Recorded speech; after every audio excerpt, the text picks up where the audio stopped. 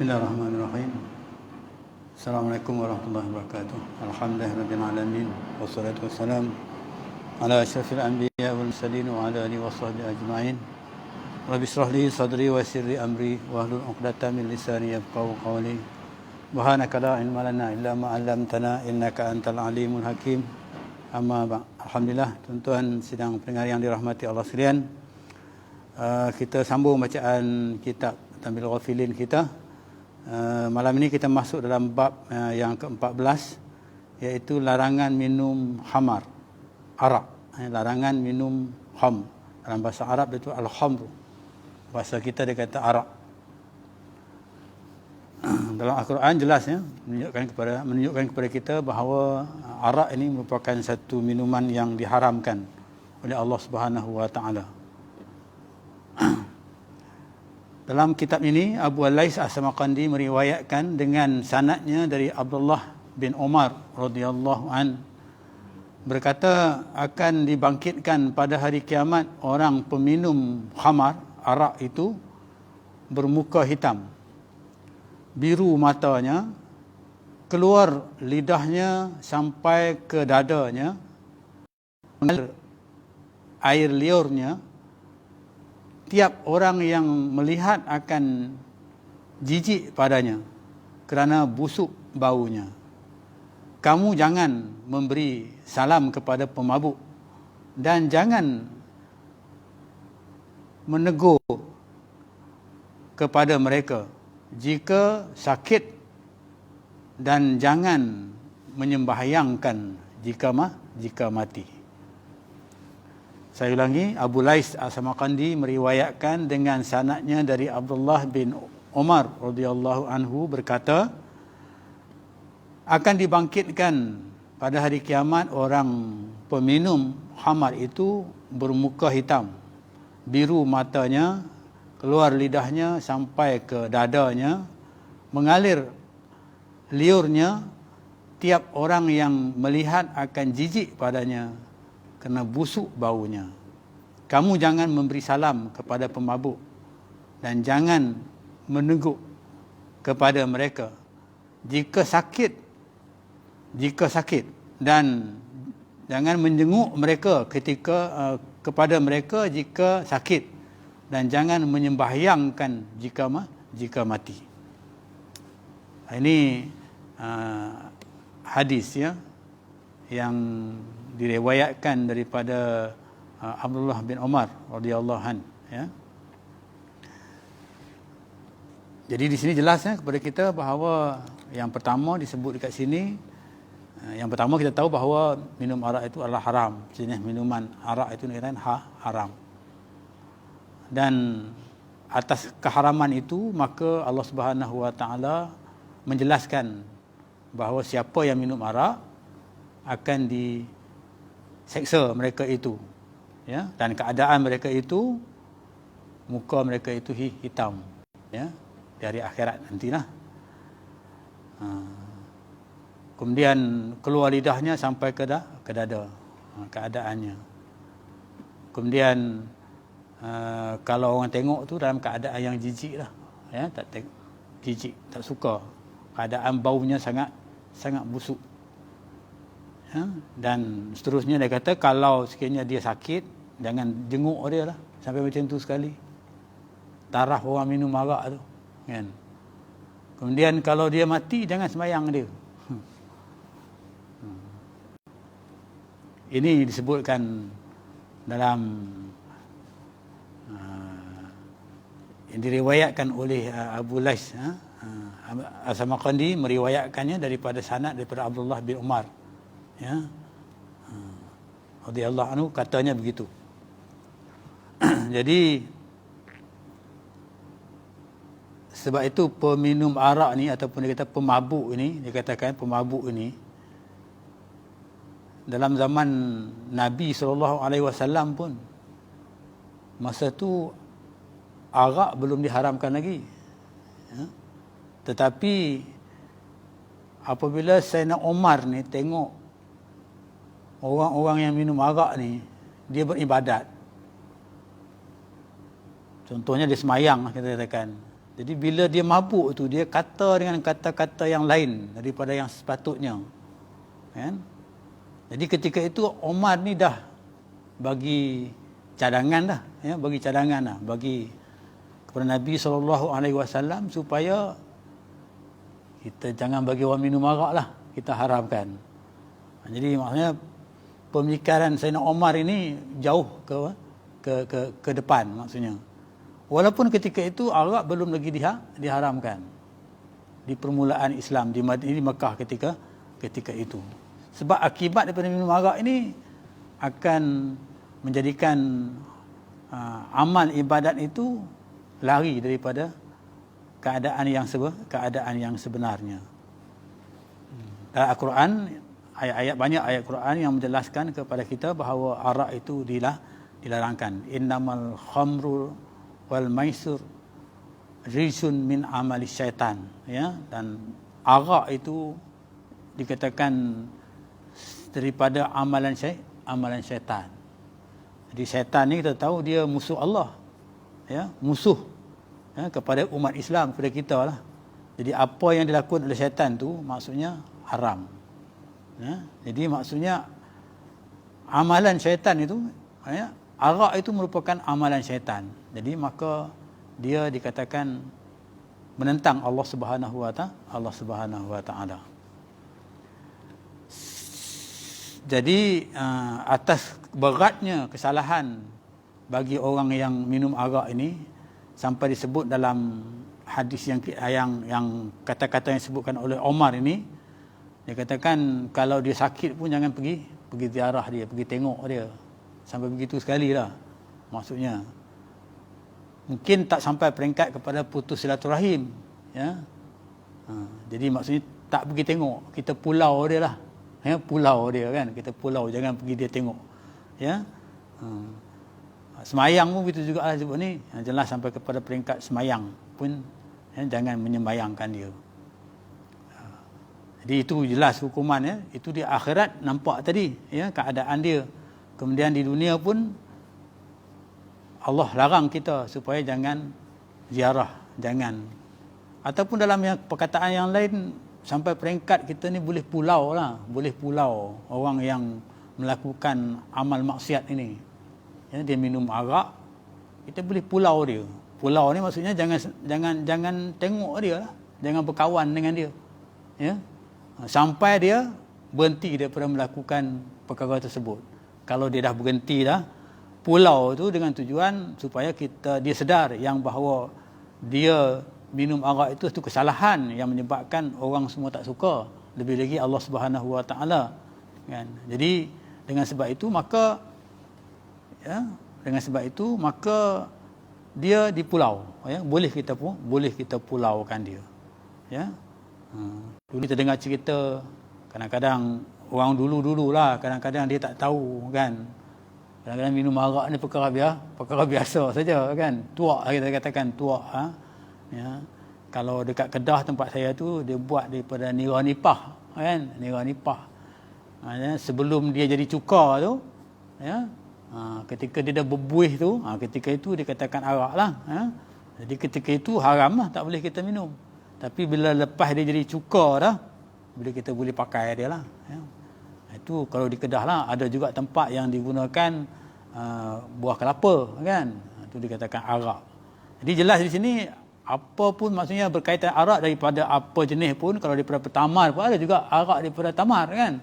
Maka itu dikatakan haram. Daripada anggur, ya, itu dikatakan haram. Hukumnya haram. Kenapa? Kerana dia memabukkan. Okey, jelas, ya, kepada kita, ya, tentang hal itu. Jadi kita dilarang, ya, supaya jangan minum arak, ya. Ini jelaslah. Alhamdulillah lah setakat ini mungkin kita tidak terlibatlah dalam keadaan yang macam ini, ya. Tapi kepada mereka yang mungkin belum tahu, ya, kerana mereka tak tahu, ya, maka kita apabila tahu keadaan ini wajib kita menyampaikan kepada mereka keadaan ini. Kemudian seterusnya Masruq berkata, peminum khamar itu seperti penyembah berhala. Sampai begitu tinggi sekali, ya, sampai kepada peringkat syirik lah, kan. Maknanya Allah haramkan kemudian lepas tu dia halalkan. Allah haramkan minum arak, kemudian dia halalkan, dia minum kan. Jadi begitu juga di sini, Allah haramkan supaya menyembah berhala. Ya, tapi dia menyembah berhala. Jadi kaedahnya disebut di sini sampai kepada peringkat yang macam itu. Jika ia menganggap halal qamak itu. Jadi kalau dia minum arak itu, ya, dia kata ini halal lah, bukan haram. Ya, sedangkan hukum mengatakan haram, tapi dia menghalalkan. Maka sampai peringkat Masruq ni berkata, sampai kata dia katakan sebagai macam mana penyembah berhala. Na'udzubillah min zalik, ya. Nak ditegaskan daripada sini bahawa dilarang sangat-sangat kepada kita supaya jangan minum arak. Ya, walaupun di negara kita ni ada kedai arak, ya, ada kedai yang menjual arak, ada kelang arak kan. Tapi kita sebagai seorang Islam, maka tak boleh minum arak. Orang yang bukan Islam dia nak minum, itu hal dia lah kan. Tapi kita orang Islam, kita dah tahu Allah Subhanahu Wa Taala sebut jangan minum arak. Kita jangan minum arak. Itu nak tengok bagaimana keimanan yang ada kepada kita. Ya. Mungkin orang pertikaikan kerana kita negara Islam tapi ada arak dalam negara kita. Kan? Ada kita katakan kedai boleh jual arak kan. Kerana negara kita ni orang kata berbilang kaum kan. Jadi kita menghormati, ya, kemanusiaan itu. Jadi dalam hal ini maka kitalah yang kena main peranan di sini, iaitu menjelaskan kepada masyarakat supaya masyarakat Islam supaya jangan minum arak. Walaupun di negara kita ni ada kedai arak, ada tempat judi yang disediakan arak, ya, dan sebagainya. Seterusnya kita tengok Ka'bul Anbar berkata dengan arak ni, Ka'bul Anbar berkata, sekiranya saya minum segelas api lebih baik daripada minum segelas sekiranya saya minum segelas api lebih baik daripadanya minum segelas khamar. Dia kata lebih baik minum api lagi tak apa, ya. Kalau api tu boleh minum lah, ya, minum api pun tak apa, biar terbakar mulut dan sebagainya kita kan. Tapi arak itu dia tak akan minum, walaupun minum arak itu tak terbakar mulut dia kan. Sampai begitu sekali, ya. Larangan yang disebutkan sini nak jelaskan kepada kuatnya tegahan itu, ya, walaupun kita katakan segelas api itu boleh membakarkan mulut kita kalau kita minum, ya. Mungkin macam cili api lah, pedas dan sebagainya kita katakan, ya, tapi daripada minum arak walaupun dalam keadaan yang tak semacam itu, dalam keadaan yang kita katakan sedap, ya, bagi orang yang minum arak, ya, maka itu, ya, lebih baik, ya, tak apa, dia rela minum api lagi biar terbakar mulut dia, tak apa lagi. Sebab apa? Sebab dia nak minum arak di hari akhirat. Hari akhirat ada juga arak, kan, tapi arak di hari akhirat itu lebih lazat daripada arak yang ada di dunia ini yang disediakan oleh Allah Subhanahu Wa Taala. Dia kata khamr itu, ya. Jadi dia kata lebih baiklah dia terbakar mulut di dunia ni, tak apa, asalkan dia dapat minum arak di hari akhirat dengan keadaan yang lazat, yang keadaan yang lebih segar. Kemudian Abu Lais As-Samarqandi meriwayatkan dengan sanadnya daripada Abdullah bin Umar juga, ya, radhiyallahu anhu, berkata Rasulullah sallallahu alaihi wasallam bersabda.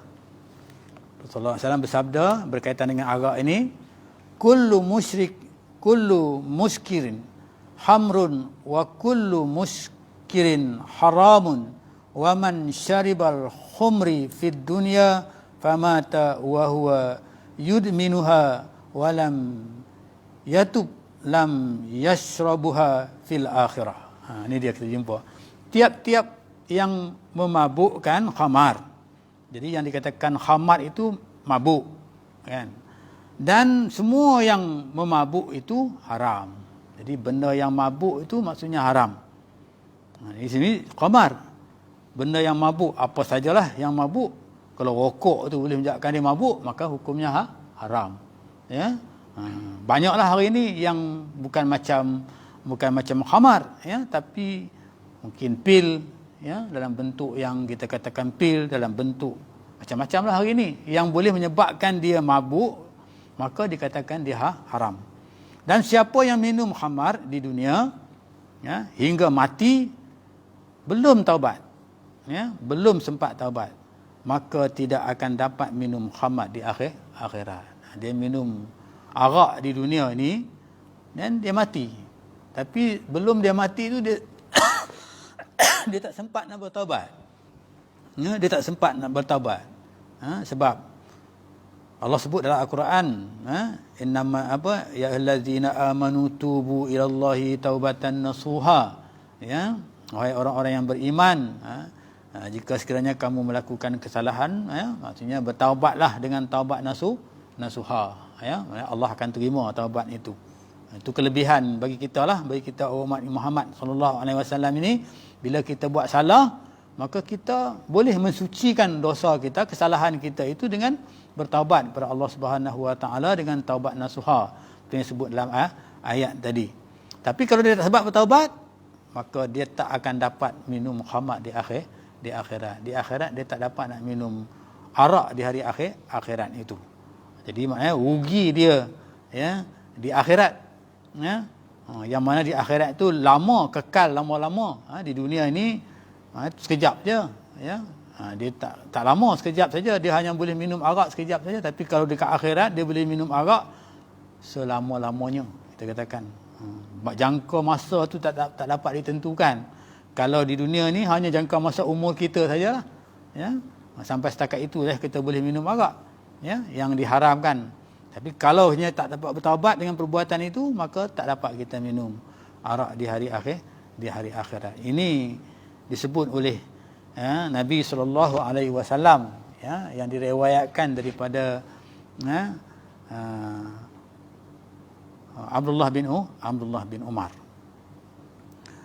Baik, ya, jadi maka sebab itu kita tengok di sini berdasarkan kepada apa yang disebut di sini tadi, maka arak ini merupakan satu benda yang sangat merosakkan manusia, ya, merosakkan manusia. Maka sebab itu Allah Subhanahu wa taala mengharamkan dia. Jadi di sini dapat kita faham bahawa arak mabuk. Benda yang memabukkan maksudnya haram. Mungkin dalam Al-Quran disebut arak, tapi dalam perkara yang lain mungkin bukan arak. Mungkin macam disebutkan tadi, rokok, ya, kalau boleh memabukkan kita, ya, ataupun apa sajalah, ya. Hari ini banyak dadah, ya, dalam bentuk dadah, ya, macam-macam jenis nama dadahnya hari ini, ya. Kita pun tak dapat nak ingat, ya, nama dadah itu. Ada syabu lah, ada macam-macam, ya. Jadi itu juga hukumnya haram. Ada juga anak-anak muda hari ini kata yang dalam Al-Quran disebut khamru haram, dia kata. Tapi syabu tak ada, dia kata, kan. Jadi itu pertikaian dia, kan.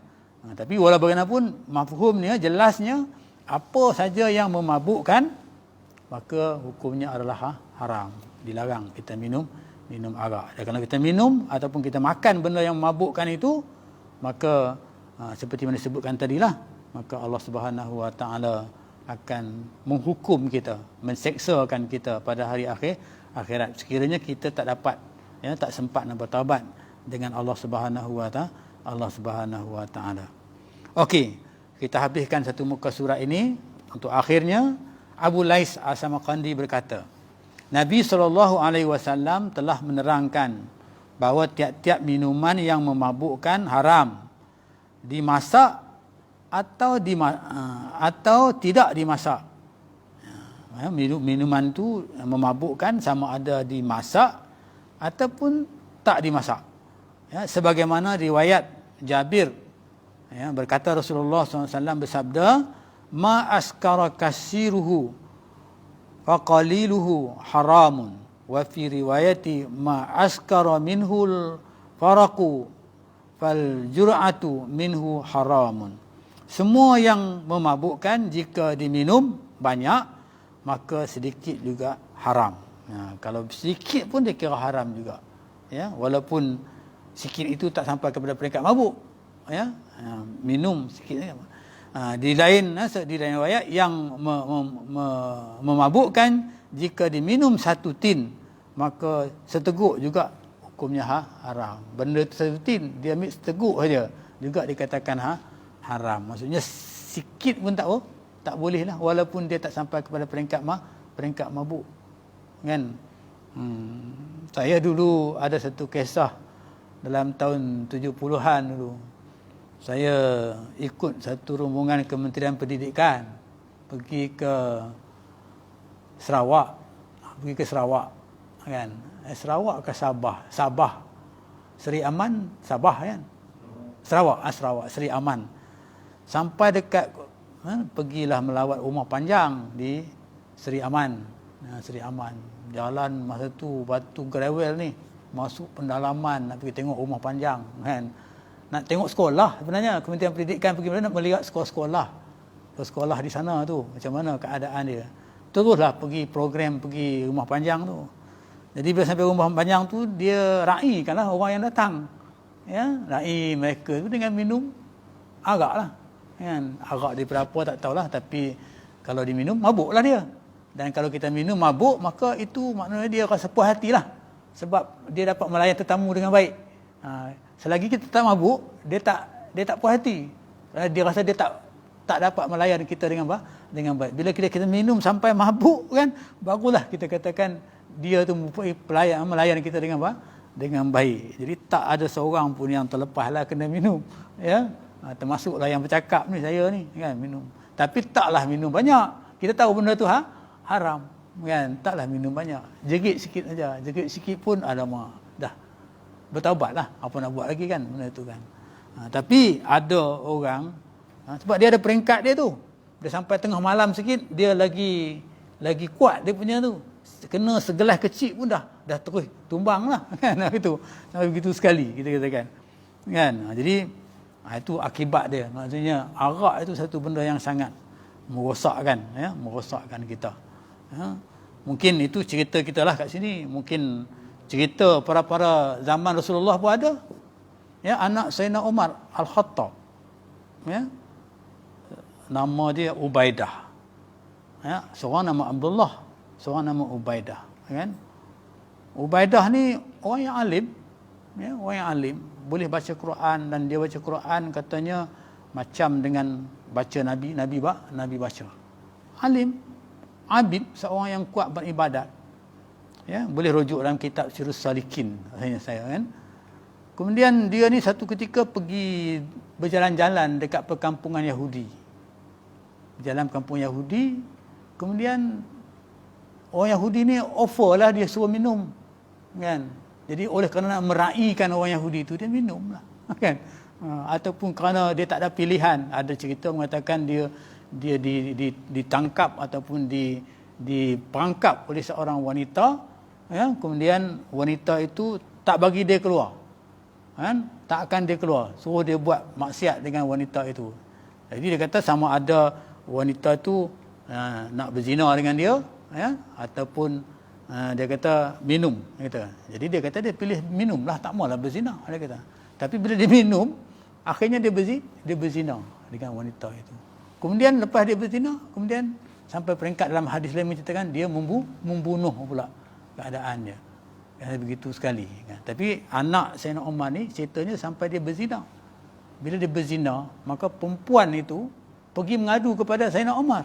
Bila dapat anak tu baru dia pergi mengadu. Kata ni anak Sayyidina Umar ataupun cucu Sayyidina Umar, kan. Terkejutlah Sayyidina Umar ni, kan, keadaan begitu. Jadi bila ditanya, memang hakikatnya begitu. Akhirnya Sayyidina Umar menjalankan hukuman sebat 100 rotan kepada Ubaidah ni, 100 rotan sebat. 10 sambung 10. Adalah kisahnya dalam cerita panjang kisahnya.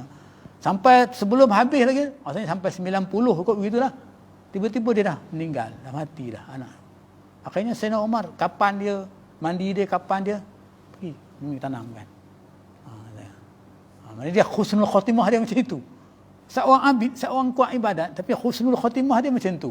Ya, maksudnya husnul khatimah itu melaksanakan hukum Allah Subhanahu Wa Taala di di dunia ni. Sayyidina Umar bapaknya sendiri itu menjalankan hukuman sebat 100 rotan kepada anaknya ini. Dan dia mati dengan sebab itu, maka dia tidak lagi berdosa. Dan kisah itu diceritakan apabila seorang ulama bermimpi, kan, ketika dia tengok Ubaidah ni berada di dalam syurga, berada dalam syurga, ya, seorang abid, seorang yang kuat beribadat. Puncanya daripada arak lah tadi kan, puncanya daripada arak. Jadi tak maulah kita kalau khusnul khotimah macam tu, mungkin kita buat, tapi maukah kita khusnul khotimah macam tu kan? Tak mampu rasanya kita nak buat khusnul khotimah macam tu kan. Jadi ini yang berlaku. Jadi saya berhenti setakat itu, ya. Mudah-mudahan insya-Allah kita akan sambung dalam muka surat berikutnya insya-Allah yang akan datang ni. Cerita tentang arak ini kan. Jadi kesimpulannya dapat kita ambil pengajaran di sini bahawa arak ini merupakan satu minuman yang diharamkan oleh Allah Subhanahu wa taala. Ya, dan juga apa-apa yang haram, ya, makanan ke, minuman ke, apa sajalah, mungkin suntikan ke yang menyebabkan, kalau hari ni zaman moden mungkin suntikan yang menyebabkan kita ni mabuk kan, maka itu dikatakan hukumnya haram, ya, untuk pengetahuan kita.